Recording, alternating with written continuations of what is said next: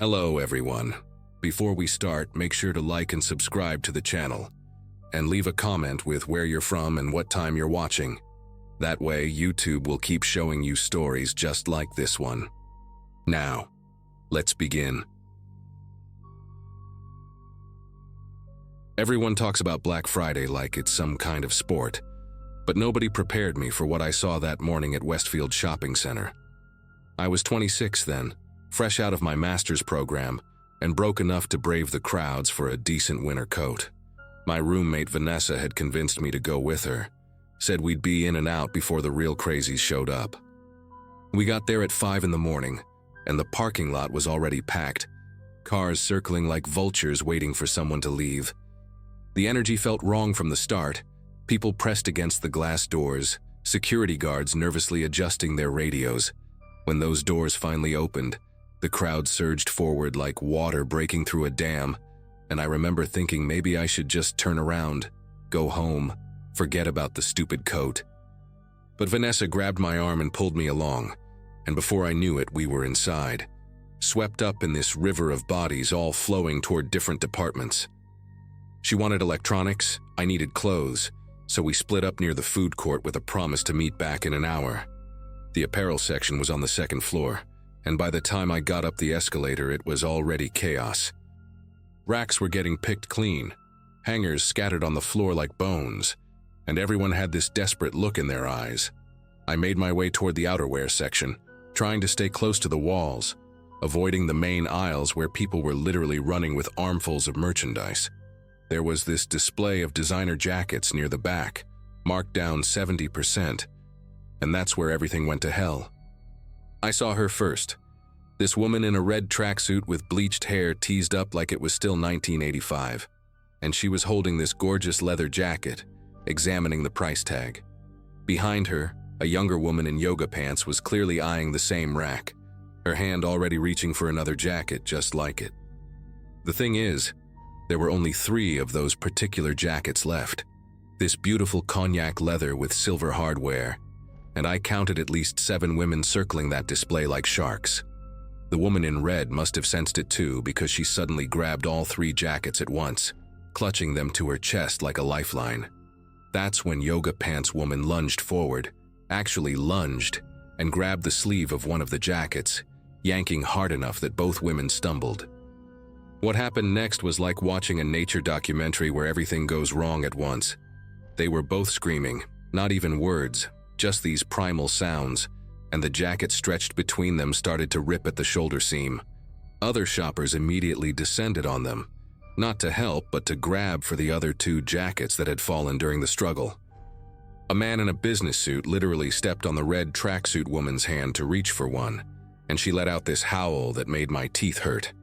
Someone threw an elbow that caught yoga pants woman in the ribs, and she doubled over but didn't let go of that jacket sleeve, even as 2 more people started pulling at it from different angles. The security guard by the dressing rooms was talking frantically into his radio, but he didn't move closer, and honestly, I couldn't blame him. The crowd started pushing in from all sides, drawn by the commotion like moths to a flame, and I found myself pressed against a circular rack of blouses, the metal bar digging into my hip. A teenager with braces shoved past me, actually used my shoulder as leverage to propel himself toward the fight, and I stumbled backward into a mannequin that toppled over with a crash. The sound seemed to trigger something because suddenly everyone was grabbing and shoving, not just for those jackets, but for anything within reach.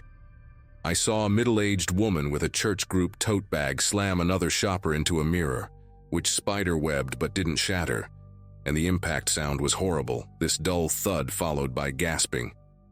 The original fight had spread like an infection, and now there were multiple struggles happening, merchandise flying through the air, and somewhere a child was screaming in that high-pitched way that goes straight through your skull.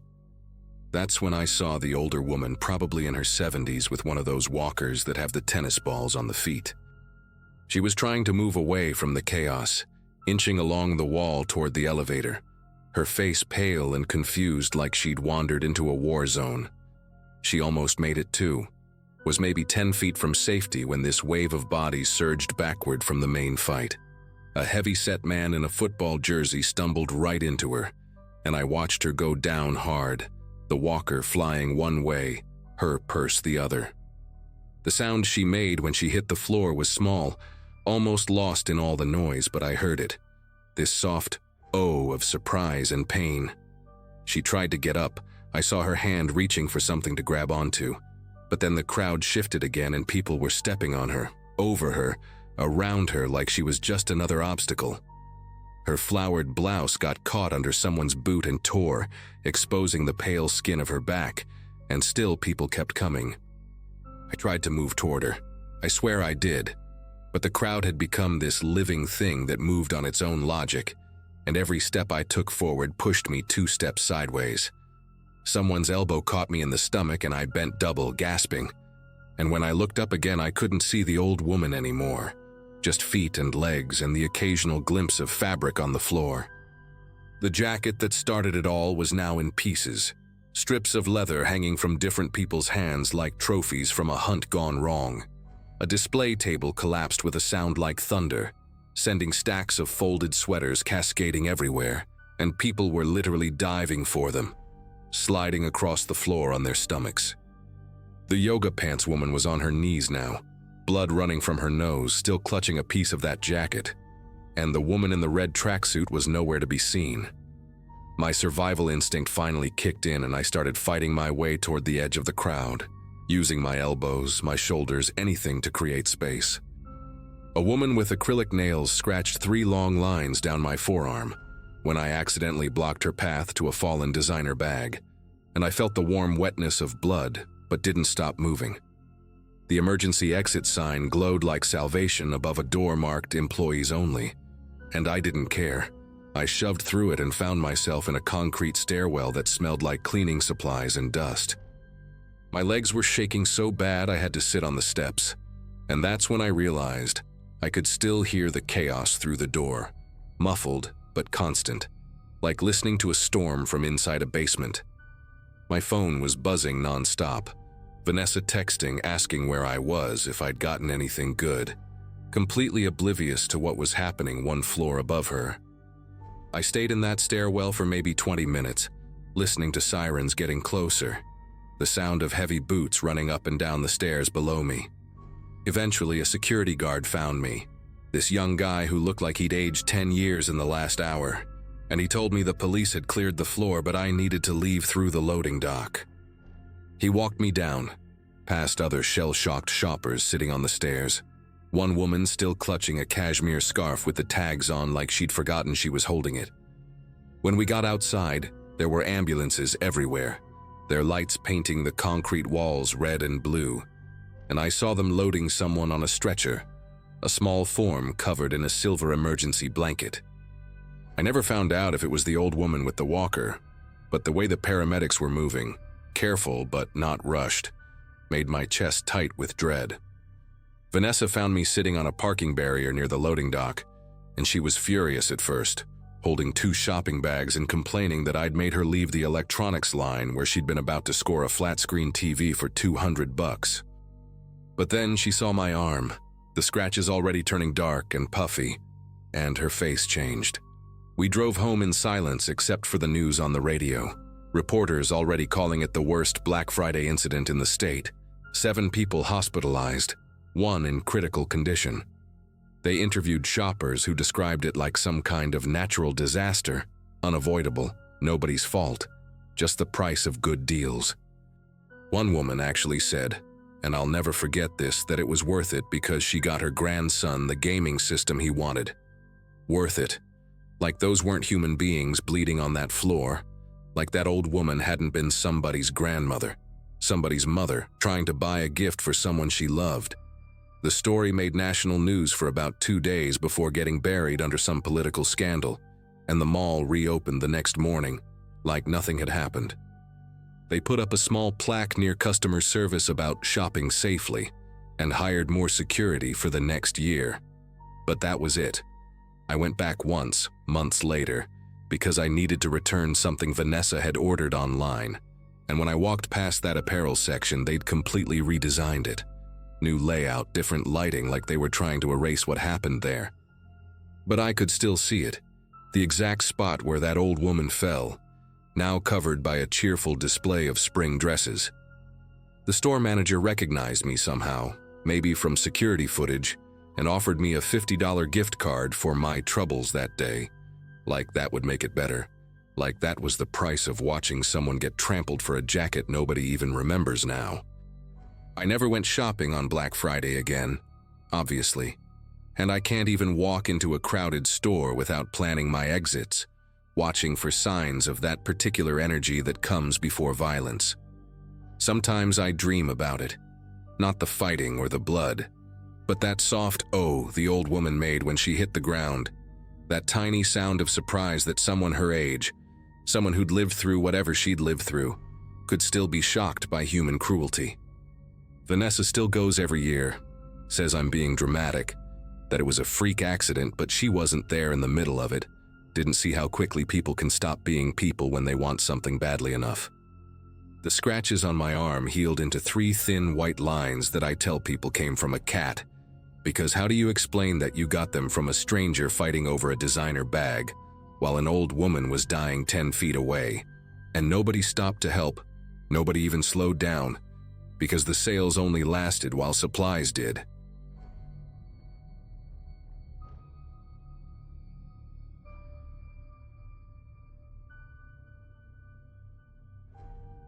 November always meant tight budgets for me, juggling rent and student loans while watching everyone else prep for the holidays.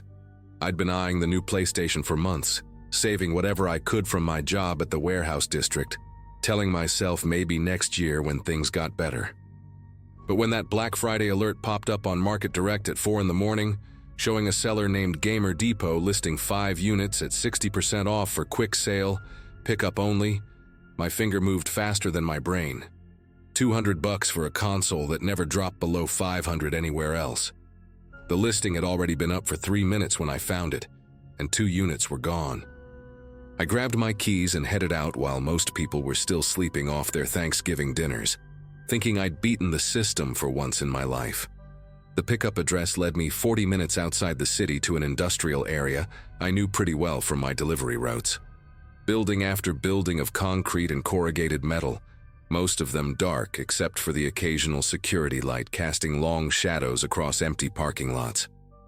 The GPS kept recalculating as I drove deeper into the complex, past a shuttered textile factory and rows of storage units, finally announcing I'd arrived at a loading dock behind what looked like an abandoned electronics distributor. No signs, no company name, just a rusty number spray-painted on a dented roll-up door. I parked near the only functioning streetlight and checked the Market Direct app twice to make sure I had the right place. The seller's message from an hour ago just said, "Pull up to Bay 7, we'll bring your order out." I sat there for maybe 5 minutes with the engine running, watching my breath fog up the windshield while the heater struggled against the cold. Part of me wanted to message the seller, but the bigger part just wanted to grab the console and get out of there. The whole setup felt sketchy, but $200 was $200, and I'd already driven all this way. Finally, I saw movement near the loading dock, a door opening that I hadn't even noticed before, one of those personnel entrances cut into the larger bay door. 3 guys stepped out, all wearing dark hoodies despite it being freezing outside, none of them carrying anything that looked like a PlayStation box. They started walking toward my car in that casual way that somehow made every muscle in my body tense up, spreading out slightly as they got closer, like they were trying to surround my vehicle without making it obvious. The tallest one, maybe 6'3" with a scraggly beard poking out from under his hood, knocked on my driver's side window with his knuckles, gave me this wide grin that showed a gold tooth near the back. I cracked the window just an inch, keeping my foot hovering over the gas pedal, and he leaned in close enough that I could smell cigarette smoke and something sour on his breath. "You here for the PlayStation?" he asked, voice friendly, but his eyes scanning my car's interior, checking if I was alone. When I nodded, he gestured toward a white van parked in the shadows about 30 feet away, no license plates that I could see. "We keep the inventory in there, safer than leaving expensive stuff in the warehouse. Just pull up behind us and we'll get you sorted." The other two guys were already moving toward the van, but something about how they kept looking back at me, how they positioned themselves between my car and the exit, made every instinct scream at me to leave. "Actually, could you just bring it here?" I asked, trying to keep my voice steady while gripping the steering wheel hard enough to make my knuckles ache. "I'm kind of in a rush. Got work in an hour." The tall guy's smile faltered for just a second before coming back even wider, and he exchanged a quick glance with one of his buddies, a shorter guy with face tattoos creeping up his neck like black vines. "Come on, man. It'll just take a second. We got all the units right there, still sealed in the boxes. You can pick which one you want." He started pulling the door handle from outside, testing it, and when he found it locked, his whole demeanor shifted. The fake friendliness drained from his face like water through a sieve, replaced by something cold and calculating.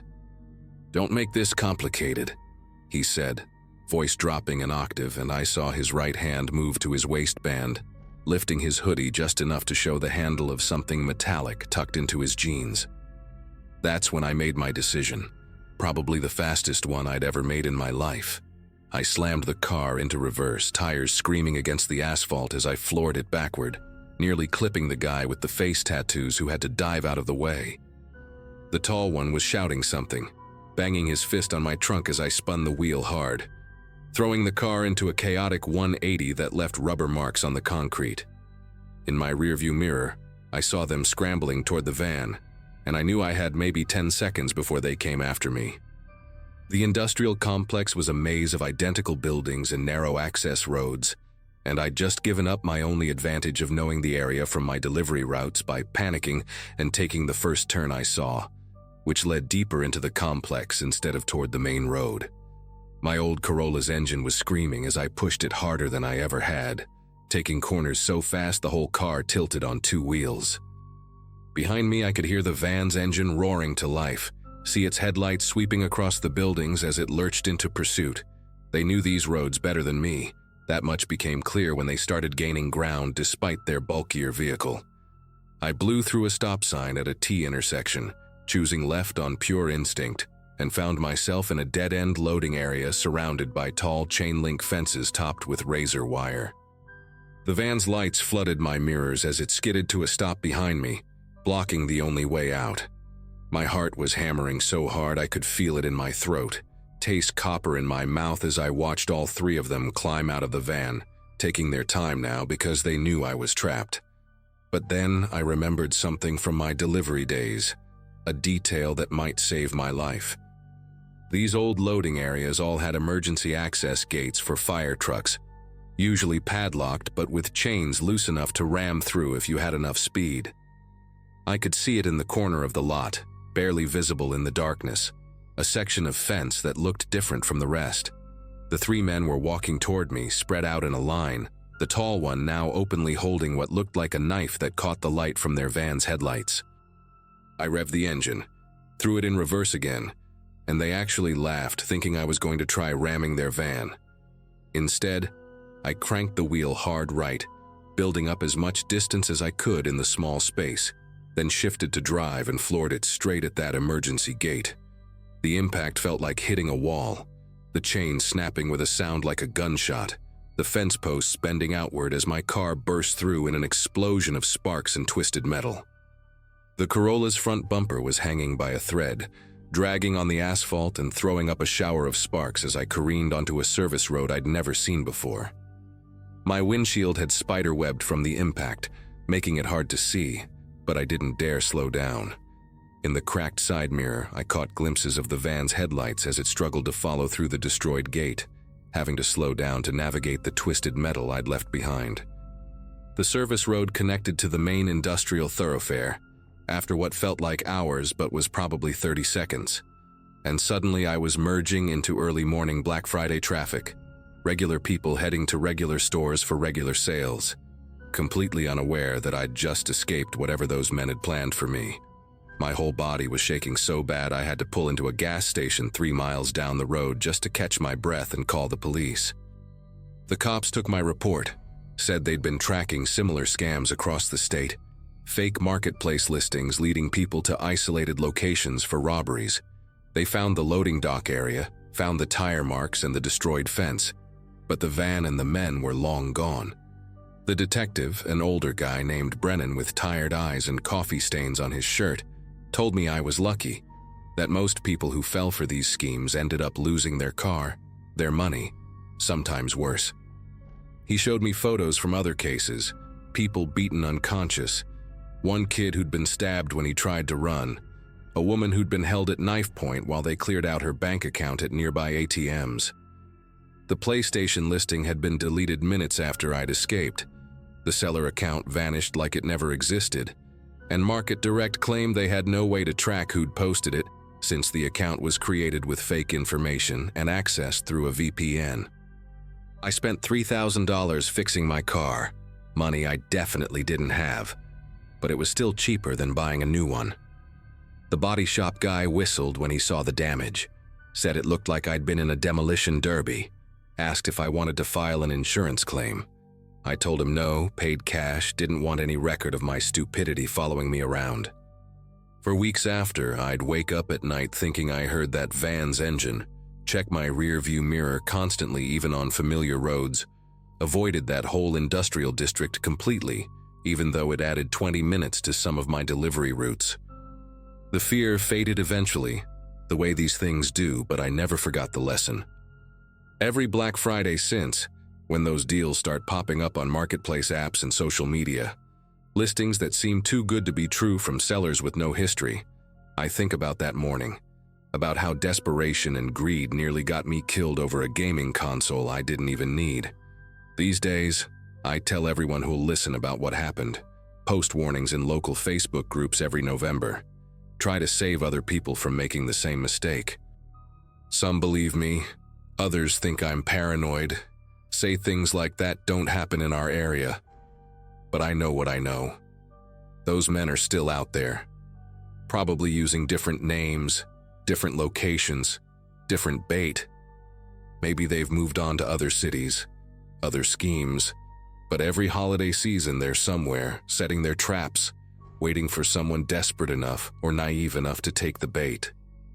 And the worst part is knowing that no matter how many warnings get posted, how many news stories run about these scams, there's always going to be someone like me, someone who sees that perfect deal at the perfect time and thinks they're different, thinks they're smart enough to handle it, right up until they're sitting in a police station looking at photos of what happens when these situations go wrong.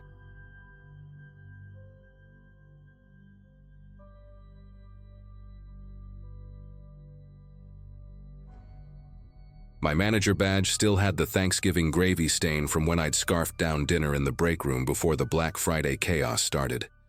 20 hours later, I was finally walking out of that massive department store where I'd been working since my roommate ditched me with the full rent payment 2 months back. 5 years after finishing my business degree, here I was, managing the electronics department at a place where people had literally fought over discounted TVs that morning. The kind of store with 3 floors and a parking garage that seemed designed by someone who wanted customers to get lost and buy more stuff while trying to find the exit. That night in 2018, after watching suburban parents turn into wild animals over 40% off tablets, breaking up 3 actual fistfights, and having coffee thrown at me by a woman who didn't understand why we'd run out of those viral robot vacuum cleaners by noon, I just wanted to collapse. The parking lot had gone from absolute insanity to ghost town in the span of a few hours. Just scattered cars sitting under those buzzing sodium lights that turned everything a nauseating shade of orange. My legs felt like they were made of concrete, each step toward my old Corolla sending sharp pains up through my calves. And I kept telling myself that tomorrow I could sleep until my body naturally woke up. No alarms, no angry customers, no scanning endless barcodes. I was digging through my jacket pockets for my keys, passing row after row of empty parking spaces in Employee Section B, when footsteps echoed behind me, maintaining the exact same rhythm as mine, speeding up when I did, slowing when I slowed. "Hey, excuse me, sorry to bother you," came a voice, friendly but tired sounding, and I turned to see a guy in one of our store uniforms, the navy blue polo with the logo I'd been staring at all day on various coworkers. He looked maybe early 40s, salt and pepper stubble, the kind of weathered face you see on guys who work construction but ended up in retail, and he had this apologetic smile that immediately made me relax a bit. His name tag said Bradley, though I didn't recognize him from the electronics section. But then again, corporate had hired like 50 seasonal workers for the holiday rush, and they'd spread them across all departments. He was carrying one of those clear employee bags we're required to use, and I could see a wallet, some crumpled receipts, and what looked like a half-eaten sandwich inside. "My ride completely bailed on me," Bradley continued, running a hand through his thinning hair in what seemed like genuine frustration, and he gestured toward the nearly empty lot with a laugh that didn't quite reach his eyes. "My brother was supposed to pick me up an hour ago, but his kids are sick and he had to stay home. Just texted me about it, and of course my phone's about to die, so I can't even call an Uber." He pulled out an older iPhone with a cracked screen, showed me the red battery icon at 2%, and I felt that familiar pang of sympathy you get for coworkers stuck in bad situations. "I live really close, just over in Fairwood Gardens, you know, those townhouses off Route 47. Maybe 10 minutes from here, 15 max with traffic, though there won't be any traffic at this hour." I knew exactly where Fairwood Gardens was, had actually looked at a unit there myself when searching for cheaper rent after my roommate situation imploded, and it really was close, just a straight shot down Route 47, and then a left at the old bowling alley that had been converted into a gym. Part of me wanted to just say sorry and drive away, but standing there in that empty parking lot, seeing another retail worker stranded after the shift from hell, I couldn't bring myself to be that person. Plus, Bradley kept shifting his weight from foot to foot, rubbing his arms against the November cold, and his breath came out in little white puffs that reminded me how freezing it had gotten once the sun went down. "Yeah, sure, I can give you a ride," I heard myself saying, already regretting the delay in getting home but knowing I'd feel guilty all weekend if I left him there. Bradley's whole face lit up with what seemed like genuine relief, and he immediately started walking toward my car, talking rapidly about how he'd just started working seasonal last week, how crazy the customers had been, how some lady had tried to return a turkey to customer service because it was too heavy. Normal retail horror story stuff that anyone who'd worked Black Friday could relate to, and I found myself laughing despite my exhaustion, unlocking the Corolla and apologizing for the mess of energy drink cans and granola bar wrappers scattered across the passenger floor. He waved it off, said his car looked way worse, and settled into the seat with a grateful sigh, immediately adjusting the heating vent toward himself while I started the engine and pulled out of the parking space, heading toward the exit that would take us to Route 47. Route 47 stretched ahead of us like a black ribbon, completely deserted except for the occasional semi-truck hauling merchandise to restock stores for the rest of the holiday shopping season, their headlights cutting through the darkness before disappearing around curves. Bradley kept up a steady stream of conversation for the first few minutes, asking about how long I'd been working at the store, complaining about the new scanning system they'd implemented, normal coworker small talk that required minimal responses from my exhausted brain. But when we passed the closed bowling alley where I expected him to tell me to turn left toward Fairwood Gardens, he stayed quiet for a moment, then said, "Actually, keep going straight for another mile or so. There's a shortcut through the back entrance that's faster." His voice had changed slightly, more focused, and he was sitting up straighter in the passenger seat, peering intently through the windshield at the dark road ahead. I should have questioned it, should have insisted on taking the main entrance I knew, but exhaustion makes you stupid, makes you compliant, and Bradley immediately launched back into talking about some customer who'd tried to haggle over a clearly marked price, keeping my mind occupied. We passed the lit-up sign for Fairwood Gardens' main entrance, kept driving into a stretch of road I didn't recognize, where the streetlights became fewer and farther between, where the houses thinned out and gave way to patches of woods and empty lots. "Turn right at this next road," Bradley said, pointing to what looked like barely more than a dirt path between two thick clusters of trees. "Trust me, it cuts right through to the back of the development. Saves like 5 minutes, and my house is right there at the back section. The gravel crunched under my tires as I made the turn, my headlights illuminating nothing but trees pressing in from both sides, and somewhere in the rational part of my brain, alarm bells started their delayed ringing. We drove for maybe another minute down this narrow dirt road, branches occasionally scraping against the sides of my car, with sounds that made me wince, thinking about the paint job I couldn't afford to fix, when Bradley pointed ahead to a small clearing. "Right there, just pull in there. My place is just through those trees on the footpath. Stupid developer didn't put in a proper road to the back units yet," he explained, and against every instinct that was now screaming at me, I pulled into the clearing, my headlights sweeping across dead leaves and bare dirt. The moment I shifted into park, ready to tell him this was as far as I could go, that he'd have to walk the rest, headlights blazed to life directly behind us, so bright I couldn't see anything in my rearview mirror except white glare, and a dark sedan pulled up right against my bumper, boxing us in completely. Bradley's hand moved to his door, not to open it, but to engage the lock.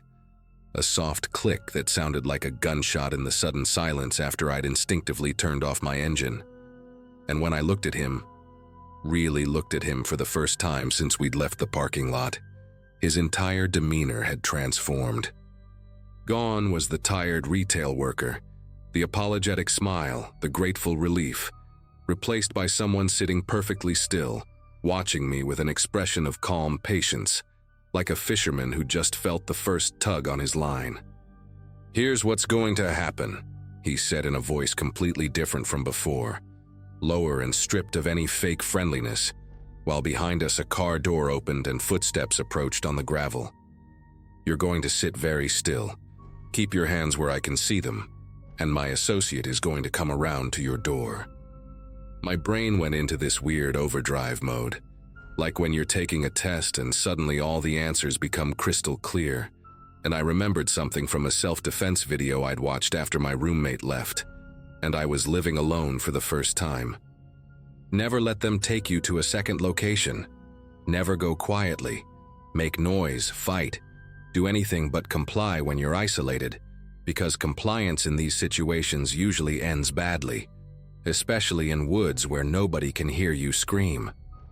My hand was still on the gear shift from when I'd put it in park, and without letting myself think about it too much, I slammed the car into reverse and floored it, ramming straight back into the sedan behind us with a crunch of metal that threw Bradley forward against his seatbelt, his calm expression replaced with shock. The impact wasn't hard enough to disable either car, but it created just enough space, maybe 2 feet, for me to wrench the wheel hard left and slam it into drive, tires spinning in the dirt and gravel as I shot forward at an angle, scraping past the trees with a horrible shriek of metal on bark. Bradley was grabbing for the wheel, but his seatbelt held him back just enough, and I brought my elbow across hard into his face, feeling his nose crunch with a wet snap that splattered blood across the dashboard, his scream mixing with the sound of branches smashing against the windshield as we burst through the undergrowth and back onto the dirt road. Behind us, the sedan's engine roared to life, headlights swinging wildly as they tried to turn around in the tight space, but I had maybe a 30-second head start, enough to reach the main road where there would be other cars, witnesses, safety, my speedometer hitting 60 on a road meant for 25, Bradley moaning and holding his broken nose beside me, and when we finally exploded onto Route 47, I didn't stop until I reached a gas station 5 miles away where I called 911 while Bradley stumbled out and disappeared into the darkness before the police arrived. The cops found the sedan abandoned about a mile from that clearing, stolen from a mall parking lot earlier that day, wiped clean of prints except for a few partials on the door handle that never matched anything in their system. They never found Bradley either, though they discovered the store uniform in a dumpster behind a rest stop, the name tag still attached. And when they pulled security footage from our store, there was no employee named Bradley on any shift that day, just a guy who'd somehow gotten hold of a uniform and waited in that parking lot for someone tired and alone. The detective assigned to my case, a woman with kind eyes who'd seen too much, told me I was lucky, that these kinds of operations usually targeted people during big shopping events when everyone's exhausted and their guard is down, when wallets are full of Black Friday cash, when desperation and kindness make a dangerous combination. I quit the retail job 2 weeks later, couldn't walk through that parking lot without feeling phantom footsteps matching mine, couldn't look at anyone in a store uniform without wondering if they really worked there or if they were just wearing a costume, hunting for their next victim. Found a desk job doing data entry, boring as hell but with normal hours and a secured building with key cards and cameras everywhere. The kind of place where strangers can't just walk in wearing stolen uniforms and false smiles. Sometimes I think about that night, about how close I came to whatever Bradley and his partner had planned in those woods, and I remember the weight of his hand on the door lock, that soft click that changed everything, and I'm grateful for that self-defense video, for the instinct to fight instead of freeze, for the pure luck that my old Corolla had just enough power to ram through their trap and get me home alive.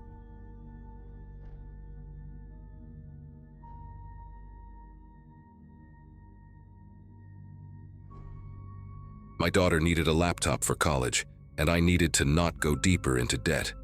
November 2017, the Riverside Plaza advertised a gaming laptop for 70% off, a Black Friday doorbuster that would save me $800 I could put toward her spring tuition.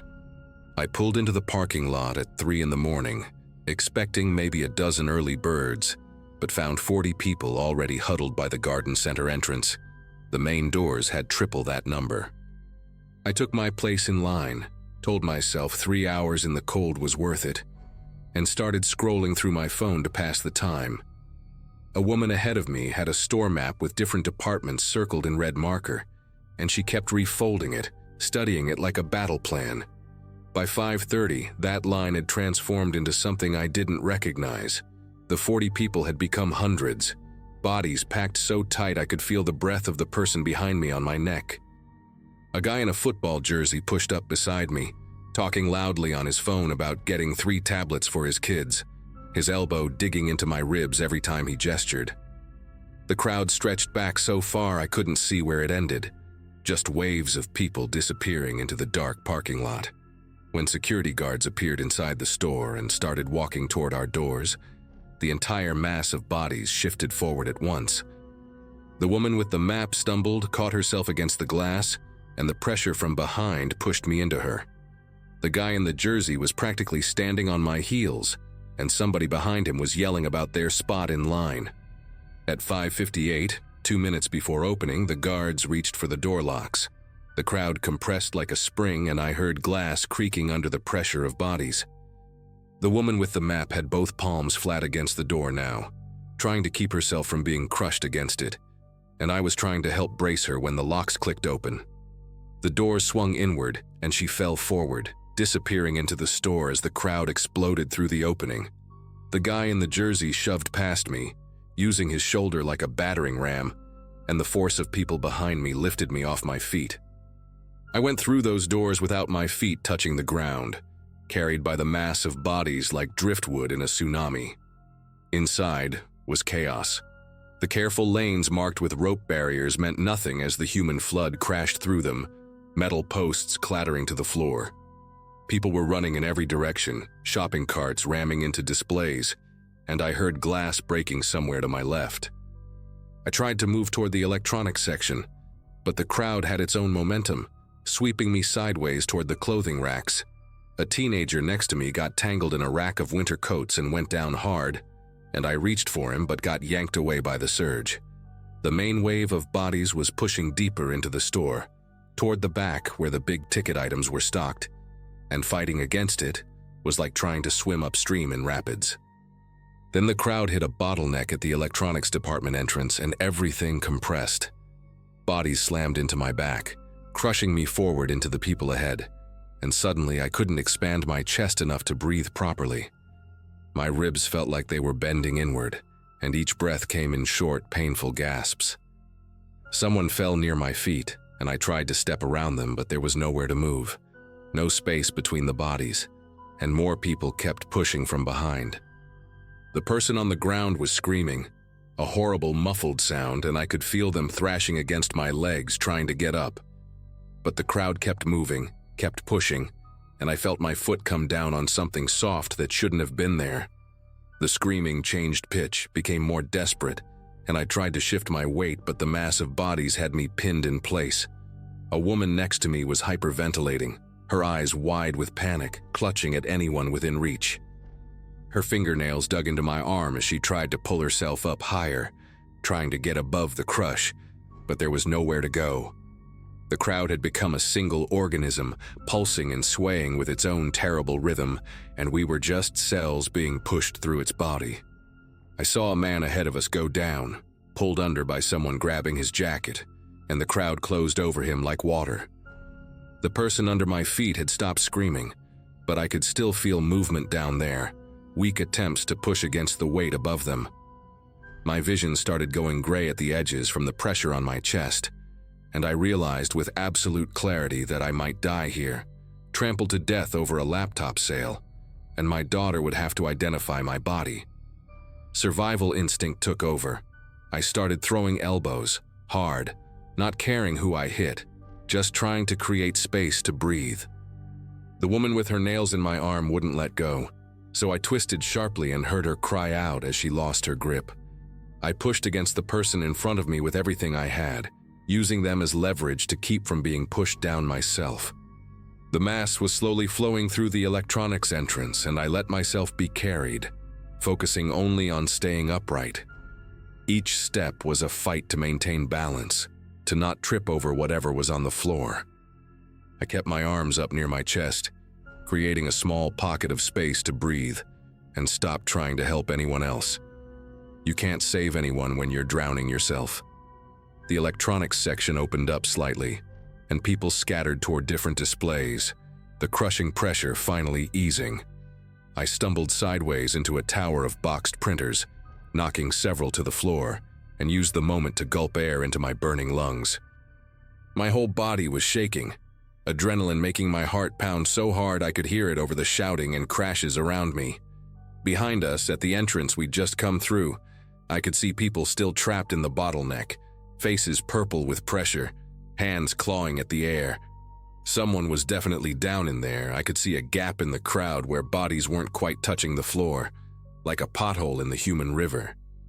Security guards were trying to push through from the side, but they couldn't even get close to whoever was underneath. I abandoned any thought of finding that laptop. Nothing in that store was worth what I'd just experienced, what I'd done to survive it. My shoe felt wrong when I stepped, sticky on the bottom, and I didn't want to think about why. I started working my way toward the emergency exit I'd spotted near the television displays, moving diagonal across the flow of people still pouring in. A man was dragging a huge flat-screen box across the floor, knocking people's legs out from under them, completely oblivious to the chaos he was adding to. Near the emergency door, an older woman sat on the floor against the wall, holding her wrist at an odd angle, tears streaming down her face while everyone just stepped around her. I helped her to her feet with my good arm, the other one throbbing where the panicked woman's nails had broken skin, and we pushed through the emergency exit together. The alarm screamed as we burst into the cold morning air, but it was barely audible over the sirens already approaching. 3 ambulances were pulling into the parking lot, and I could see more emergency lights coming down the access road. The older woman leaned against the building's brick wall, cradling her broken wrist, and asked me if I'd gotten what I came for. I just shook my head, couldn't find words to explain that I'd nearly killed someone with my feet, that I'd chosen my life over theirs in that doorway. She nodded like she understood anyway, like maybe she'd done something similar in there.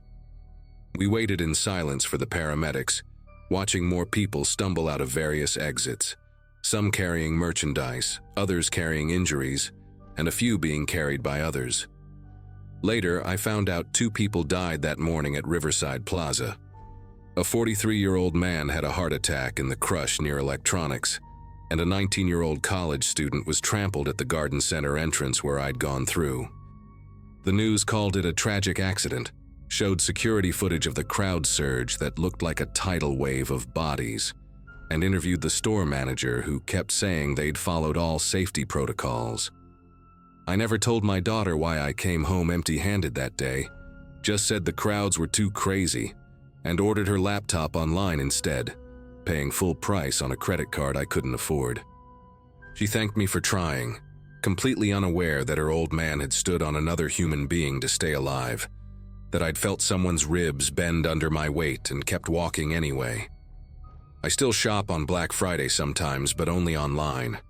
When I see those doorbusters advertised, the 70% off deals that seem too good to pass up, I remember the weight of all those bodies, the pressure that turned people into animals, turned me into something I didn't recognize.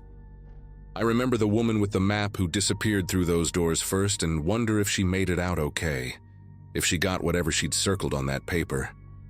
Most of all, I remember that soft give under my foot, the muffled screaming that stopped too soon, and how easy it was to choose myself when survival was all that mattered. They never released the names of the victims, but I know one of them was under me in that doorway, and I know I'm part of the reason they didn't make it out. That laptop would have saved me $800, but what I did to survive that sale cost me something I can never buy back.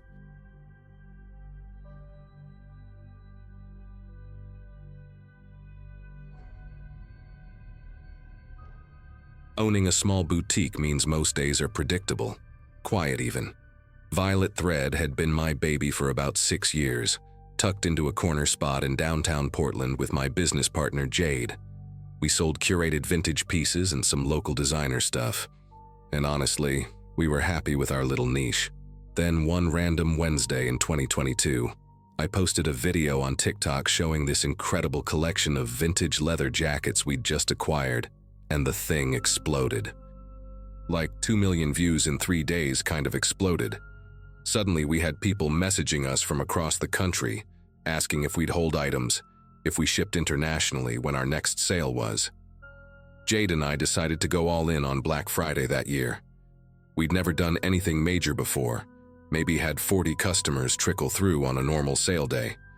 But we sensed this could be different. Still, nothing prepared me for what I saw when I pulled up to the shop at 4 a.m. that Friday and found a line of people wrapped around the entire block, past the coffee shop, past the bookstore, some of them holding folding chairs and thermoses. The second I unlocked that door, it was like releasing a dam. Bodies poured in, voices overlapping, hangers scraping, and within 10 minutes our tiny checkout counter had a line stretching to the back wall. People were getting antsy. Some were just dropping their stuff and leaving, and I felt this sinking dread that our big break was about to turn into a total nightmare. Jade was ringing people up as fast as she could, and I was trying to help, but we only had 2 registers and it wasn't nearly enough. She disappeared into the back office for maybe 2 minutes, came out looking relieved, and said her cousin who worked in retail management was sending people over from some temp agency he used for emergencies like this. I didn't even ask questions.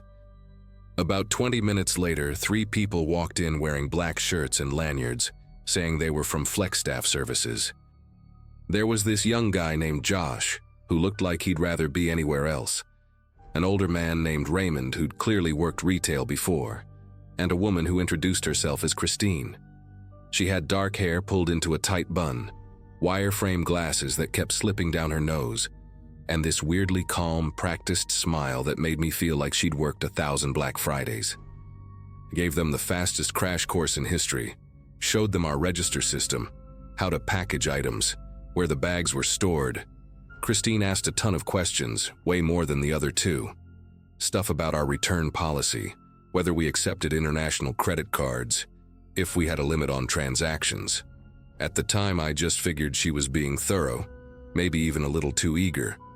But I was so grateful to have someone who seemed competent that I didn't think twice about it. We split up the registers. Jade took the main counter up front. I took the smaller one near the dressing rooms, and we set up a folding table in the middle of the store where Raymond and Josh could ring people up using our 2 backup tablets connected to Square. Christine said she'd float and help bag items keep the line moving, answer questions. For the first couple hours, it actually worked. The line was moving, people were buying armfuls of stuff, and the energy in the store was electric instead of angry. I was in this zone where I wasn't even really looking at faces anymore, just scanning tags, swiping cards, stuffing tissue paper into bags, thanking people on autopilot. Around 11 a.m., I noticed Christine had set up her own little station near the vintage denim section in the back corner. She'd pulled over one of our small side tables and had this compact card reader sitting on it, one of those portable square things that connects to a phone. When I caught her eye, she smiled and said something about helping move the line faster since people were clustering in that area anyway. It made sense. People were grabbing jeans and jackets from that section, and she was right there to check them out instead of making them walk all the way to the front. Efficiency. That's what I thought it was. I saw her ring up maybe a dozen people over the next hour. She had this smooth routine down, chatting with customers, complimenting their choices, and then pulling out her card reader with this little apologetic laugh about how old school it looked compared to our regular system. She'd swipe their cards, hand them a receipt from a little portable printer she had in her bag, and send them on their way with their items wrapped in our signature purple tissue paper. Couple of times I saw her tapping on her phone between customers, and I assumed she was processing the payments, making sure everything synced up. She looked legitimate. She acted legitimate. And honestly, I was too slammed to pay close attention. The day was a blur of transaction after transaction, and by the time we finally locked the doors at 8 p.m., I was so exhausted I could barely see straight. We'd made more in one day than we usually made in a month. The temp workers helped us straighten up a bit, and then they left. Christine was the last one out, and she actually thanked me for the opportunity, said she hoped we'd call flex staff again if we ever needed help. I remember she had this firm handshake and direct eye contact, the kind that makes you trust someone without even knowing why. Saturday morning came with a phone call that made my stomach twist. It was 9 a.m. and I was still in bed, absolutely wrecked from the day before, when my phone started vibrating across the nightstand. Unknown number. I almost didn't answer, but something made me pick up. The woman on the other end was crying, her voice high and panicked, and it took me a second to understand what she was even saying. She'd been in the store yesterday, bought a leather jacket and 2 pairs of jeans, paid at a register in the back corner. When she woke up this morning and checked her bank account, it was completely empty. Not just the amount she'd spent at our store, but everything. Her checking account, her savings, all of it drained overnight. She was sobbing, asking me what kind of scam we were running, threatening to call the police and report us for fraud. My heart was pounding so hard I could hear it in my ears. I kept trying to calm her down, telling her there had to be some mistake, that we were a legitimate business and this made no sense. She said she had the receipt, it had our store name on it, and she'd paid with her card at our location. I asked her to describe who checked her out, and the second she said, a woman with glasses and dark hair in a bun, my entire body went cold. I told her I'd call her back, threw on clothes, and drove to the store faster than I probably should have. Jade was already there doing inventory, and when I told her what happened, her face went white. We pulled up our sales records from Friday, went through every single transaction logged in our system. The woman's name was on there, sure enough, a purchase for $247. But when we looked at the payment details, the transaction showed as completed through my register, not through any station in the back corner. Except I didn't remember ringing her up. I didn't remember her at all. We checked the other registers, checked Raymond and Josh's tablet sales, went through everything twice. Her transaction was there, marked as paid and closed, but something about it felt wrong. The timestamp showed 11:23 a.m., right around when I'd noticed Christine setting up in the back. Then my phone rang again.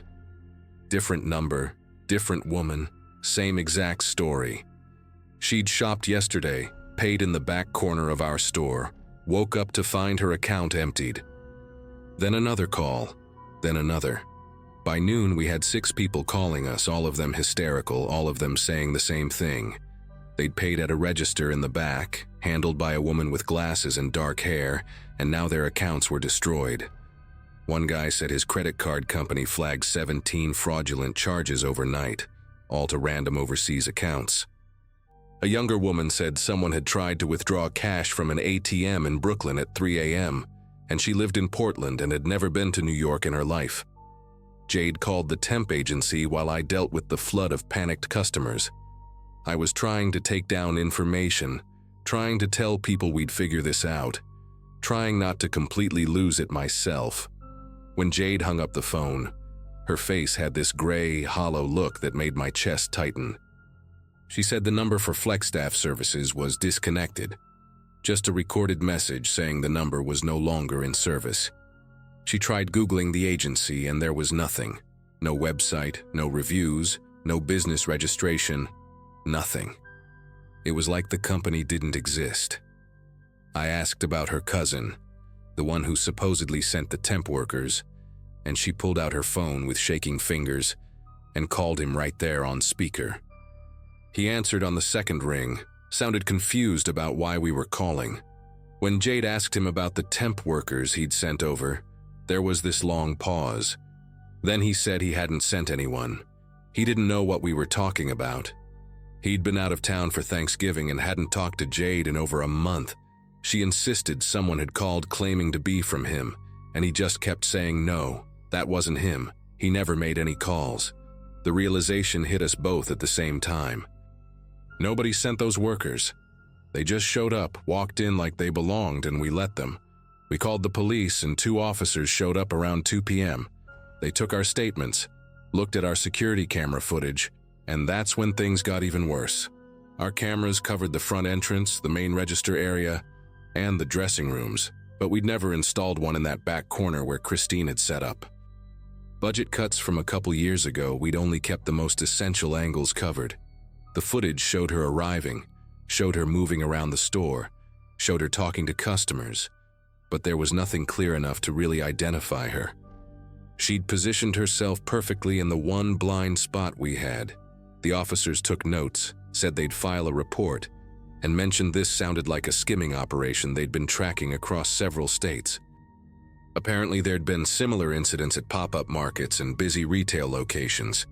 Always someone posing as temporary help, always using personal card readers to steal information. They said the devices she used probably had skimmers built in, copying card data and PINs while looking like normal transactions. One officer, this older guy with a thick mustache, said the sophisticated ones could even print legitimate-looking receipts, so nobody suspected anything until it was too late. He said Christine, or whoever she really was, probably had all that card data uploaded to servers overseas within hours, sold on the dark web by midnight. The next week was absolute hell. We had 43 people total who came forward saying they'd been victims, and that was just the ones who shopped at our store. The police said Christine and her crew, because they were certain now that Josh and Raymond were part of it too, had likely hit other locations that same weekend. Our business insurance didn't cover this kind of fraud, and legally we weren't liable since the customers had willingly handed over their cards, but that didn't matter. Our reputation was destroyed. People were leaving 1-star reviews online, calling us scammers, saying we were in on it. The local news picked up the story, and suddenly we were the boutique that let criminals steal from customers. Jade and I spent hours every day on the phone with victims, with our bank, with credit card companies, with lawyers trying to figure out what we could even do. We offered refunds to everyone affected even though we'd already paid out to our suppliers and barely had the cash flow to cover it. We just wanted to make it right somehow, even though none of it was really our fault. I kept replaying that day over and over, seeing Christine's calm smile, her careful questions, the way she'd positioned herself exactly where we couldn't see her clearly. The whole thing had been planned down to the last detail. One of the victims, a woman named Heather who'd lost nearly $8,000 between her checking and savings, became obsessed with tracking Christine down. She started her own investigation, spent hours on forums and Facebook groups dedicated to fraud victims, and actually found 2 other people from different cities who described the exact same woman hitting their workplaces during busy sales. One was a bookstore in Seattle, another was a farmer's market in Sacramento. Same description, same setup, same devastation left behind. Heather compiled everything into this massive document, and sent it to the FBI's Internet Crime Complaint Center, convinced that if enough people reported it, someone would actually do something. The police had basically told us these people were ghosts, that they used fake identities and burned them after each job, moving to a new city and starting over with different names. They said our chances of finding her were almost zero. That reality was crushing. Knowing that someone could just walk into your life, destroy everything, and disappear like smoke. I started having nightmares about it, dreams where Christine would come back and I'd recognize her too late, or where I'd see her face in crowds and lose her before I could do anything. About 5 months later, in April, I got a call from a detective in Phoenix. He said they'd arrested a woman named Claire Drummond, along with 2 male accomplices, for running a nearly identical scam at an electronics retailer during their spring sale. When they searched her apartment, they found equipment for making fake employee badges, multiple card skimmers, burner phones, and a laptop with spreadsheets containing thousands of stolen credit card numbers. They also found wigs, different sets of glasses, and clothing in various styles. The detective said when they showed her our security footage, she didn't deny it. She actually laughed and said she'd hit over 60 locations in 3 years, mostly during major shopping events when stores were desperate for extra help and too busy to do proper background checks.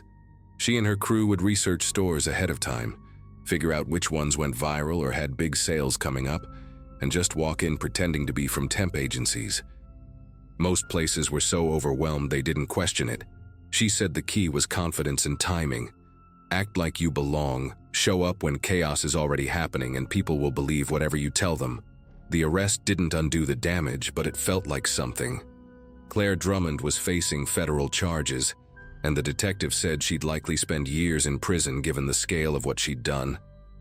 A lot of the victims would never see their money back. The card companies and banks were still fighting about liability, and plenty of people's credit was wrecked for years. Violet Thread survived, barely. Jade and I had to take out a loan to cover the refunds and keep the business afloat, and it took almost 2 years before our reviews started recovering. We installed cameras in every corner of the store, implemented a strict policy about only using our registered employees, and I became that paranoid owner who double-checks everything. Even now, 3 years later, I get anxious during busy sales. Every time someone pulls out a card, there's this split second where my brain goes into panic mode. I watch transactions like a hawk. I verify every employee personally, and I never ever let anyone set up their own station without me standing right there. What Christine, or Claire, or whatever her real name was taught me is that trust is a weapon. She knew exactly how to use it, and she knew that in moments of chaos, people drop their guard. The scariest part wasn't even the theft itself. It was how easy it was. How she just walked in, smiled, asked the right questions, and we handed her everything she needed to destroy people's lives. That's what keeps me up sometimes. Not what happened, but how simple it was to make it happen.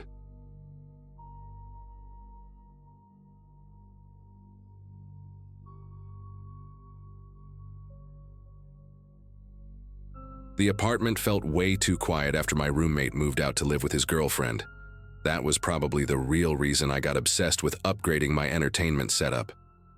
My TV sat on this wobbly stand with built-in speakers that sounded like tin cans, and suddenly having the whole place to myself made me notice how bare everything looked. I'd been working help desk support for about a year since finishing my IT certificate program, finally making enough to stop worrying about every dollar, and I figured treating myself to something decent was overdue. Black Friday in 2023 came around, and I spent most of that night glued to my laptop, scrolling through deals and comparing specs. TechSavvy's website had this home theater system listed, normally $1,200 but marked down to $350. The discount seemed almost ridiculous, but I went through everything carefully. Checked the URL twice, verified the security badges, read through customer reviews. It was definitely the legitimate site, not some knockoff domain trying to scam people. My cursor hovered over that purchase button for at least a minute while I second-guessed myself, But everything checked out. The company was real, the reviews were positive, and people were posting photos of their actual deliveries. I clicked it. 11:30 at night, confirmation email hit my inbox immediately with tracking info and an order number. Delivery window was 3 to 5 business days. I actually felt giddy, like I'd beaten the system somehow. Called my buddy Kevin right after to brag about the deal. And he was so jealous he already started planning a movie marathon at my place once I got it set up. The next few days dragged on forever. I kept refreshing that tracking page obsessively, watching the package icon creep closer to my city, then my neighborhood. When Thursday came and I got a text saying delivery would happen between 2 and 6 that afternoon, I left work early. Told my supervisor I had a dentist appointment. There was no way I was missing this delivery and having to deal with rescheduling or driving across town to some pickup location. I got home around 1:30 and spent the next few hours doing absolutely nothing productive. Just pacing around, checking my phone every 10 minutes, looking out the window at every engine sound that passed by. The building I lived in was one of those older complexes with exterior stairs and individual entrances, so I could see the parking lot pretty clearly from my living room window. Around 4:15, this white cargo van pulled into the lot. It had magnetic signs on the sides that said Tech Savvy Express Delivery in blue lettering, and I felt this surge of excitement. Finally. The driver got out and I got a good look at him through the window. Tall guy, maybe 6'2", wearing a navy polo shirt with the Tech Savvy logo on it and khaki pants. He had this build that suggested he spent time at the gym, broad shoulders and thick arms. His hair was buzzed short, and he wore these wraparound sunglasses even though it was overcast. He pulled a large box out of the back of the van and headed toward my building. I opened the door before he could knock, probably looking way too eager. He gave me this friendly smile and said, "Delivery for apartment 2C, home theater system?" His voice was deep and steady, professional. I confirmed it was me and he handed me his tablet to sign. The signature screen was one of those standard digital pads. Nothing seemed off about it. He had calluses on his hands, the kind you get from manual labor, which made sense for someone hauling packages all day. After I signed, he shifted the box in his arms and said, "Hey, just so you know, these systems can be tricky to set up. Company policy now is we offer free installation to make sure everything connects properly. Saves you the headache of dealing with all those cables and settings." He said it casual, like he was doing me a favor. I hesitated for maybe 2 seconds, thinking about how I'd planned to figure it out myself since I work in IT. But then I thought about how much easier it would be to have someone who does this regularly just handle it. Plus, it was free. I stepped aside and let him in. He set the box down near my TV stand and immediately started surveying the room, eyes moving across everything like he was calculating the best setup. "Nice place," he said, pulling a box cutter from his pocket. "You live here alone?" The question didn't register as weird at the time. Delivery people make small talk, right? I told him, yeah, my roommate had just moved out. He nodded and started opening the box, pulling out the receiver, speakers, cables, all of it. He asked where my bathroom was, said he needed to wash his hands before handling the electronics because the van gets dusty. Pointed him down the hallway. He disappeared for maybe 30 seconds, came back wiping his hands on his pants. Then he got to work, or at least it looked like work. He unpacked everything methodically, laid the components out on my floor in this organized way that seemed professional. He plugged the receiver into the wall outlet behind my TV stand and started connecting cables to the back of my television. I stood there watching for a minute, then realized I was just hovering awkwardly. My laptop was sitting open on the kitchen counter where I'd left it that morning, and my wallet was next to it along with my car keys. I'd emptied my pockets when I got home out of habit.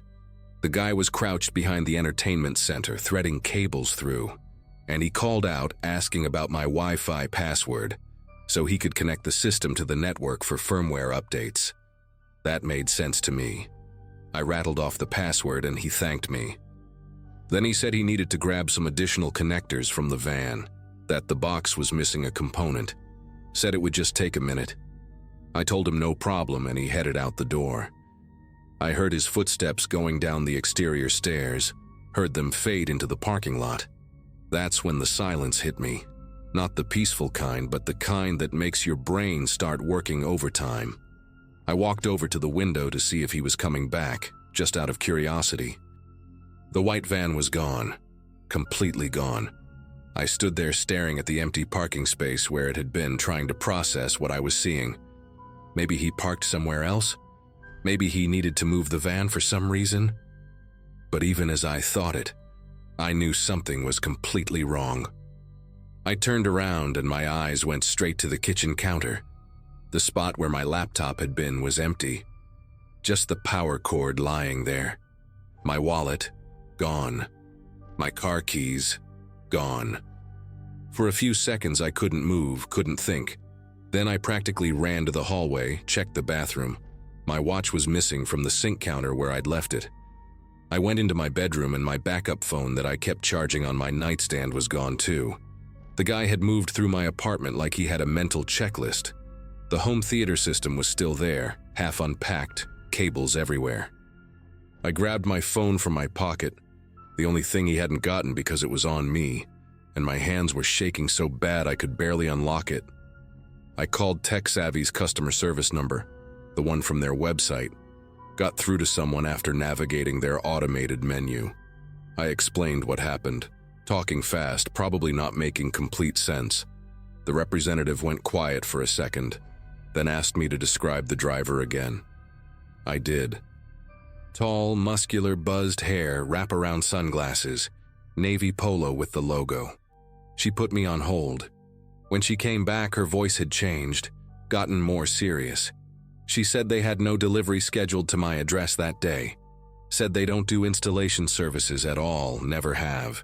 Their drivers drop packages at the door, get a signature and leave. That's it. The van, the uniform, the tablet, all of it was fake. I felt like the floor dropped out from under me. She stayed on the line while I processed it, then told me I needed to call the police immediately and file a report. She also said this wasn't the first time they'd heard about something like this, that scammers had been intercepting legitimate orders somehow and showing up before the real delivery. I hung up and dialed 911, explained the situation to the dispatcher. They sent an officer out within 20 minutes. He was this older cop with gray hair and a tired expression, like he'd seen every variation of human garbage behavior. He took down all the details, asked me to describe the guy again, wrote everything in his little notepad. When I mentioned the magnetic signs on the van, he nodded slowly. Said those are easy to get made online, people use them for all kinds of scams. He asked if I had security cameras. I didn't. He asked if any neighbors might have seen the van or gotten the plate number. I told him I'd check but doubted it. The officer was honest with me in a way that somehow made it worse. He said chances of recovery were slim. Guys like this, they plan everything out. They're in and out fast, and by the time anyone realizes what happened, they're long gone. He told me to cancel my credit cards immediately, change all my passwords, and keep an eye on my bank accounts for any suspicious activity. The laptop was what killed me the most. I had work files on there, personal stuff, photos. The wallet had $200 cash, my debit card, my license. The car keys meant I couldn't even drive anywhere to deal with this mess. I asked the officer what I was supposed to do now.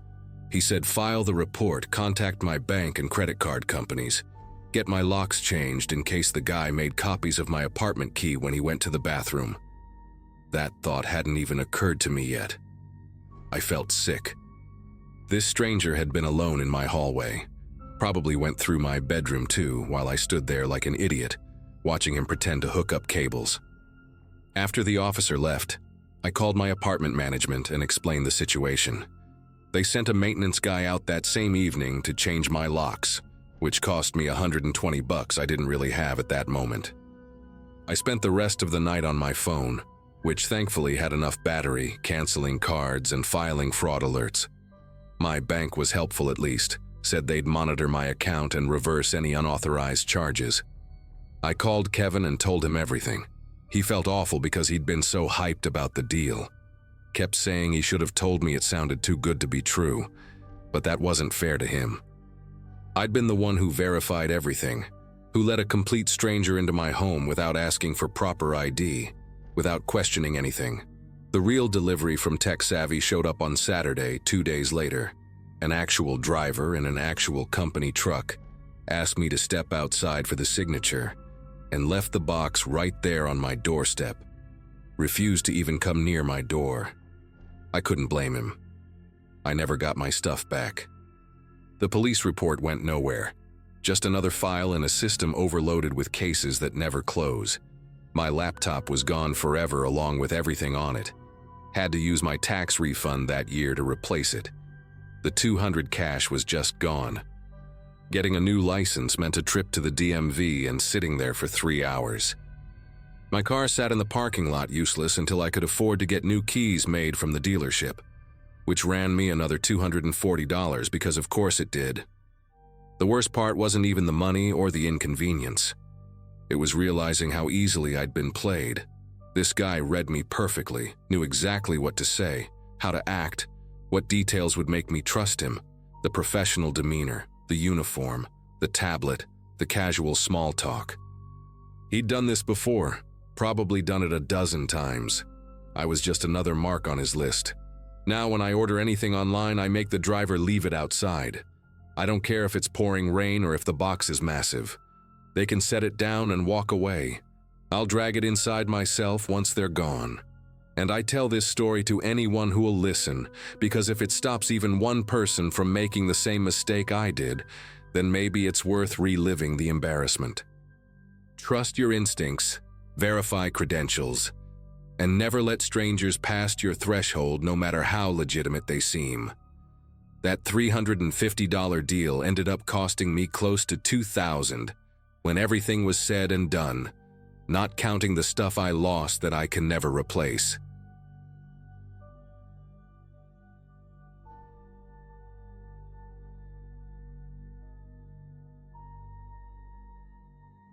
I remember that night like it happened last week.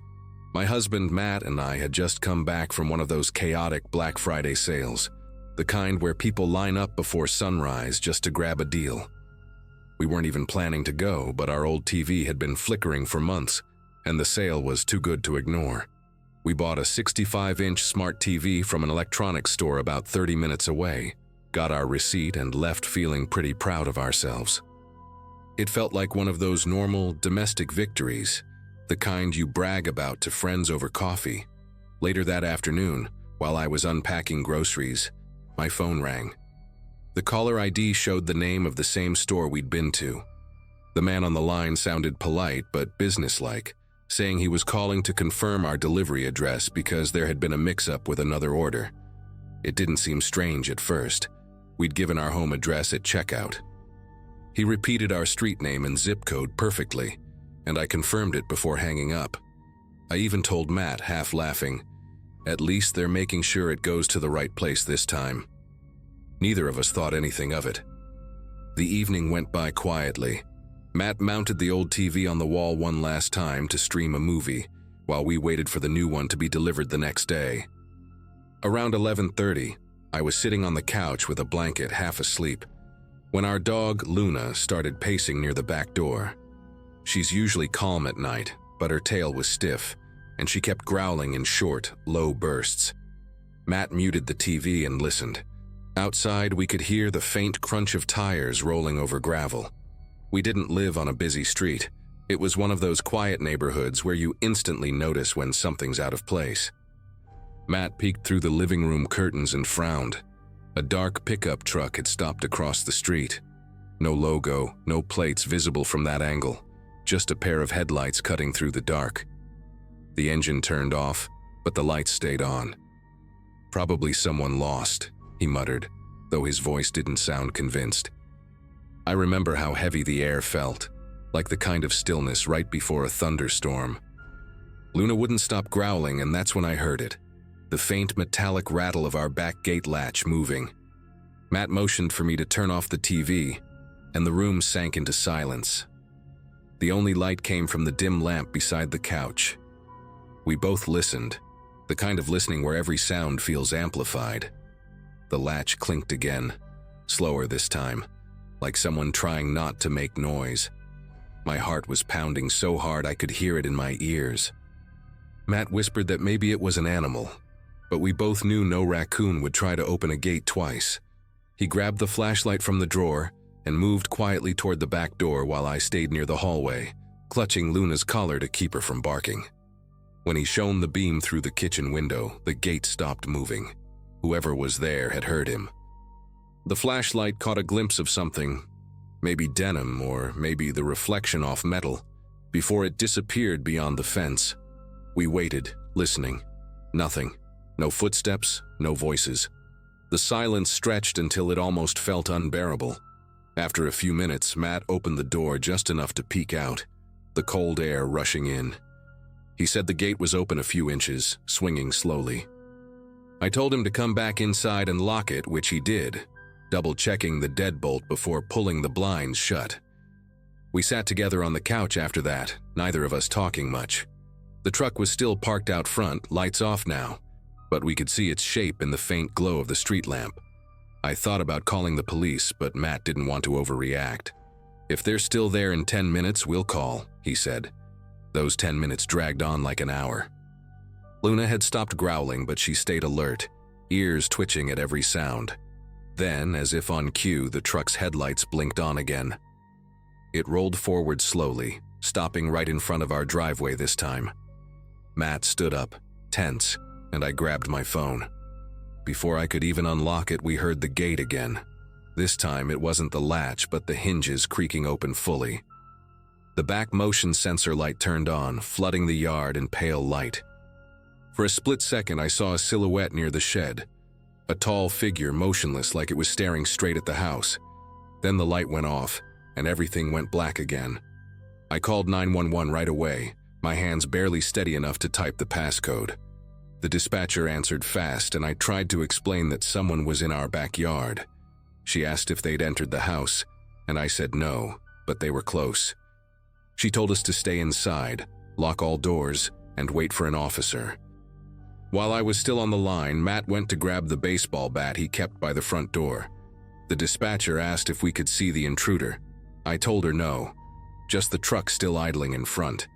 She said a patrol car was on the way. Those next few minutes felt unreal. We didn't speak, just listened. The sound of footsteps moved along the gravel path behind the house, slow, deliberate. Then came a metallic clink, like someone brushing against the shed door handle. I whispered to the dispatcher what I was hearing, and she told me to stay put. That help was close. Matt whispered, "They're trying to see if the door's unlocked." I didn't even realize I was holding my breath until Luna let out one sharp bark that echoed through the house. The sound outside stopped immediately. No footsteps, no creak of the gate, nothing. A few seconds later, we heard the truck door slam shut. The engine roared, tires screeched against the road, and the sound faded into the distance. We didn't move until we saw red and blue lights reflecting through the front window. When the police arrived, 2 officers searched the yard. The gate was wide open, the latch bent slightly out of shape. One of the officers found boot prints in the mud, large ones leading from the fence to the shed and then back toward the gate. They took our statement, checked the camera on our doorbell, and told us we'd done the right thing calling. The footage showed the truck pulling up, but nothing behind the house. The camera didn't reach that far. The officer said there'd been a few similar reports in nearby neighborhoods that night. People pretending to confirm deliveries before showing up at homes. They suspected a group targeting big purchases from the sales. Hearing that made my stomach twist. They knew we'd bought something expensive, and they'd known where we lived. After the officers left, we couldn't bring ourselves to go to bed. We just sat in the living room with every light on, listening for any sound outside. Around 3 a.m., I walked to the kitchen window to check the backyard again. The gate was closed now. One of the officers must have done it, but something caught my eye near the shed. A small white sticker on the wood, barely noticeable in the dim porch light. When I stepped outside the next morning, I saw it up close. It was a barcode label with the name of the same electronics store printed on it, the kind they put on display boxes. Only, We hadn't bought anything that needed to be delivered. I called the store first thing that morning to ask about the call from the day before. The manager sounded confused and told me no one from their staff had made any calls after the sale ended. He checked our order and confirmed we'd taken the TV home ourselves, so there was no reason for anyone to ask about our address. I asked if the sticker I found could have come from them. He said all their inventory was accounted for, and their labels were kept in the back room. They didn't even use that particular format anymore. That's when it sank in that whoever called us had planned this carefully. Over the next few days, I couldn't shake the feeling of being watched. Matt said I was overthinking it, but even he started noticing things. A car idling down the street longer than usual, headlights slowing whenever we pulled into the driveway. We installed cameras around the yard and new locks on every door. For a while, nothing else happened. The police never found the truck, and the report was eventually closed as attempted burglary. But that label, I still have it. It's in a plastic bag in the drawer beside our bed. Sometimes I look at it just to remind myself it really happened. It's been years since that night, but every time Black Friday rolls around, I feel that same uneasy weight in my chest. We don't go to sales anymore, and we never answer unknown calls. The TV we bought that day still hangs on our wall, a constant reminder that some deals aren't worth the risk. I'll never forget the sound of that gate latch in the dark, or how close we came to something we still don't fully understand. Maybe they just wanted the TV, or maybe they wanted something or someone else.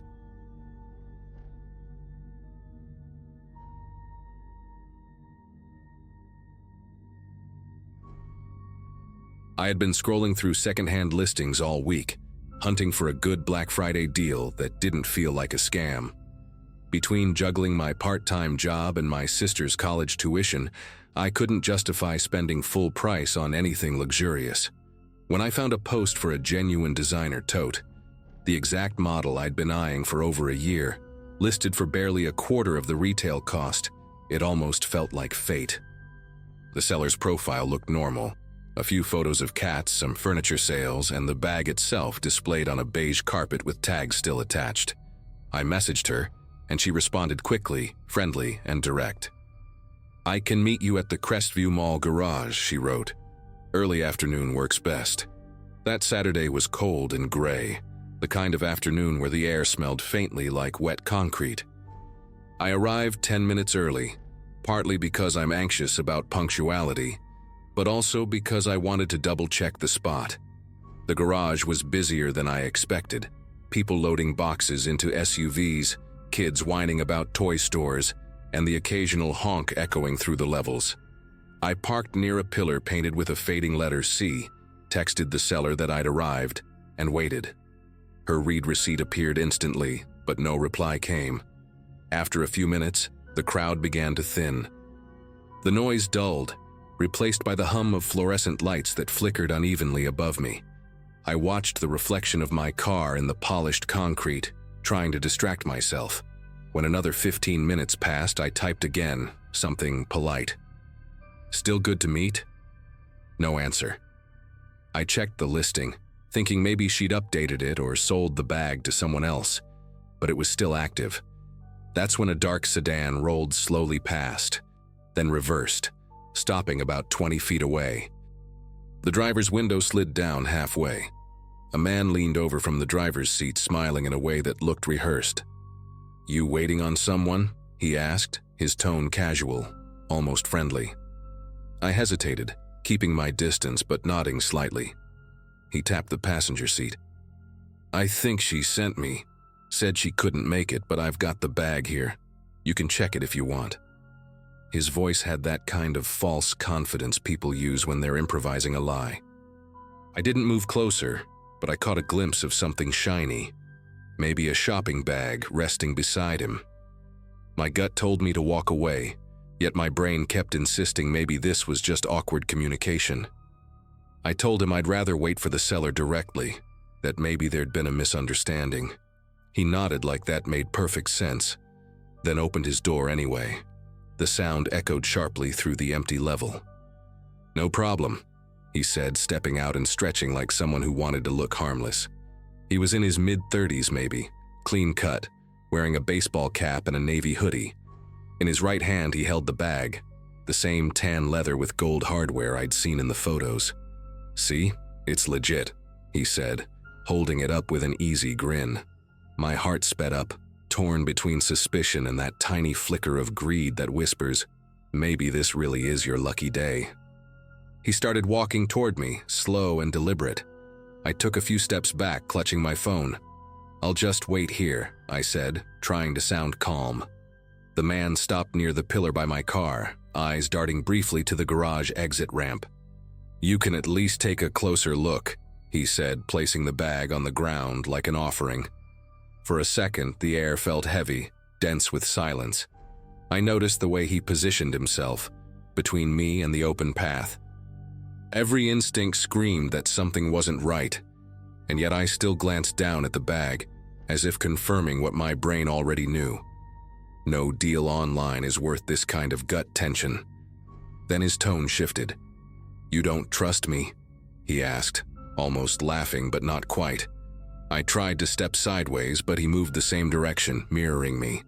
The bag was just a prop now. He wasn't even pretending to sell it anymore. His eyes had that cold focus, like he'd been waiting for the right second. "You came alone, right?" The question hit harder than I expected. I said nothing, pulling my phone tighter in my hand, ready to dial someone, anyone. He took another step, voice lower. "Let me help you carry it to your car." The words sounded more like an order than an offer. He lunged, not fast, but calculated. I darted around the pillar, my shoes sliding on the slick concrete. He reached for my arm, his grip rough enough to scrape the skin through my jacket. I screamed, loud, desperate, the kind of sound that bursts out without planning. The noise bounced through the garage, sharper than the fluorescent buzz above us. Somewhere across the level, a car alarm chirped, maybe triggered by my voice or maybe coincidence. He froze mid-movement, eyes wide for half a heartbeat, then turned back toward his car. The bag toppled as he ran, its handles twisting under the tire as he sped off down the ramp. I stood there shaking, half expecting him to come back. My throat hurt from yelling, and for a moment I couldn't tell if the footsteps echoing nearby were real or just my pulse pounding in my ears. A woman's voice called out, someone asking if I was okay. And I finally saw a couple emerging from the elevator area, holding shopping bags. They looked startled when they noticed me against the pillar. The man hurried over, glancing at the abandoned tote still lying near my feet. "Did someone just try to grab you?" he asked. I could barely speak, just nodded. He muttered something and started dialing security while his wife stayed with me, keeping her hand near my shoulder like she didn't want to scare me further. Security arrived within minutes, 2 guards jogging up with radios in hand. I gave them the best description I could. Dark sedan, mid-30s, navy hoodie, baseball cap. One of them knelt by the bag, opening it cautiously with gloves on. Inside wasn't a designer label, just an old purse stuffed with newspapers and a small GPS tracker taped to the lining. Seeing that thing made my knees buckle. Whoever he was, he hadn't been improvising. He'd planned for someone to take the bag, to drive off with it, and for him to know exactly where they went. The guard just looked at me and said quietly, "You got really lucky today." The police showed up not long after, took my statement, and walked me through surveillance footage. The cameras on that level had been broken for months. Maintenance delay, they said. But they caught his car entering and exiting. No plates visible, just a flash of the same dull blue paint reflecting the overhead lights. An officer asked if I'd noticed any other strange messages or listings connected to the seller's profile. When I checked again later, the account was gone, like it had never existed. The listing, the chat history, everything. For weeks after, I couldn't scroll through online deals without feeling my chest tighten. Every time I parked in a garage, I'd catch myself checking around pillars and mirrors before stepping out. It's been years now, and I still remember the sound of his footsteps hitting the concrete, and that calm voice saying he just wanted to help. I tell this story not to scare people, but because I almost learned the hard way how far someone will go to make a trap look ordinary. That bag, that garage, that day, they were all bait, and I still think about how close I came to being the one he actually drove away with.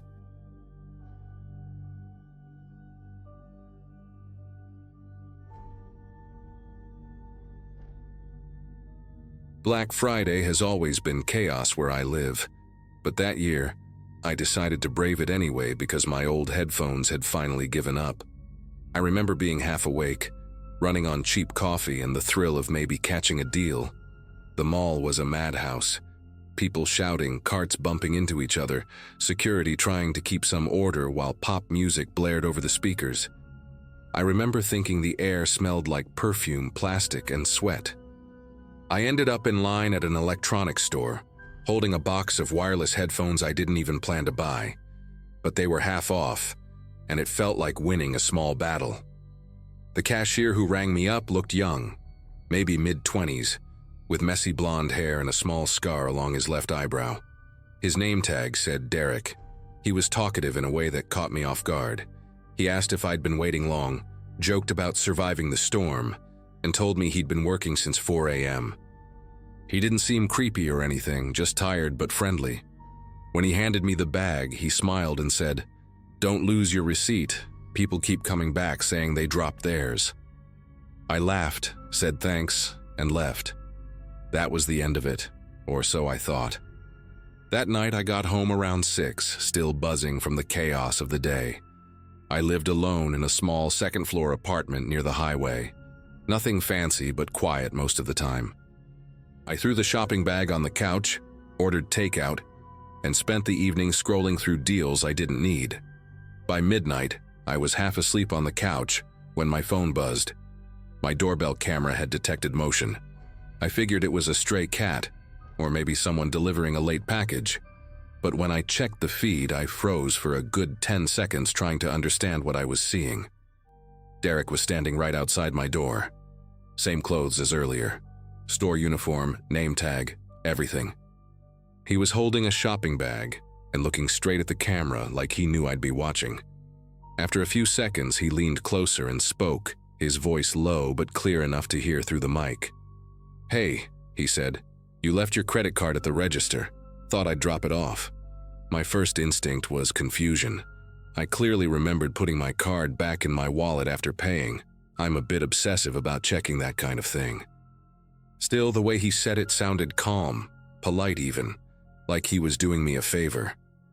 I didn't answer the intercom, just watched him stand there for maybe a minute, shifting the bag between his hands. When I didn't come to the door, he rang the bell again, a long press this time. The sound filled my apartment, sharp and echoing in a way that made my chest tighten. I typed a quick message to a friend, just a casual, "Hey, weird question, can a cashier track your address?"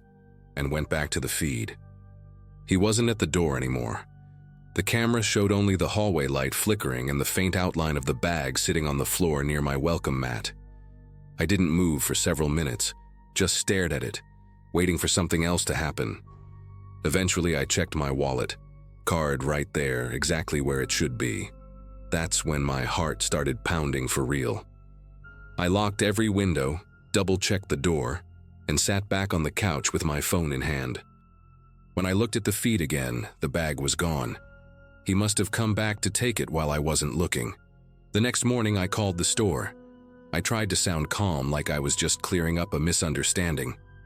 The woman on the phone put me on hold, came back after a few minutes and said no cards had been reported missing, and no employees were authorized to visit customers outside of work. I asked if Derek was working that day, and she hesitated before saying, "We don't have anyone by that name here." She sounded sincere, but I could hear the uncertainty in her voice, like she was checking and not finding what she expected. She said she'd talk to her manager and call me back. She never did. That night I rewatched the footage again, trying to convince myself it had been some mix-up. Maybe he'd given me a fake name at the register. Maybe he'd quit right after his shift. Maybe I was overreacting. But when I paused the video at the right second, I noticed something strange. His name tag looked slightly different than I remembered. The logo wasn't the same. It looked older, faded, like an old version of the store's branding. I even Googled images from previous years to compare. The uniform he wore hadn't been used by the company for almost a decade. That detail started eating at me. I couldn't stop thinking about it while getting ready for bed. I told myself maybe I was remembering wrong, that maybe the store still had leftover uniforms lying around. But when I checked the timestamp on the video, I noticed something even more unnerving. The camera's date reset itself right after that clip. Everything recorded after midnight was missing. Just a gap, like the system had rebooted on its own. I hadn't touched the settings. Had never done that before. The following evening, I stopped by the mall again just to see for myself. The electronics store was there, same spot, same layout. But the cashier station where Derek had been was now closed off with a sign that read, "Under renovation." I asked one of the employees about him, a woman stacking phone cases near the counter. Her face went blank for a second, then she said, "You mean the guy who used to work here? He hasn't been around in years. Quit after some incident." She trailed off before I could ask more, and a manager appeared out of nowhere, smiling too quickly, asking if I needed help finding anything. The woman avoided eye contact. I just said no thanks and left. That night, I couldn't sleep. Every sound from the hallway made me flinch. Around 2 a.m., I checked the camera again. The timestamp was correct this time, and everything looked normal, until a motion alert popped up. I tapped the live feed and saw the bag again, the same one from before, sitting in the same spot outside my door. No one was there this time, no footsteps, no shadow moving away. I just stared at it until my eyes watered. When I finally got up the nerve to open the door, the hallway was empty. The bag was filled with shredded paper. I moved out 2 weeks later. The management company probably still has my forwarding address, but I never updated the camera account. Sometimes I still get motion alerts from that old place, random pings in the middle of the night. I don't open them anymore. The thumbnail always looks the same anyway, someone standing close to the lens just out of focus, holding a shopping bag.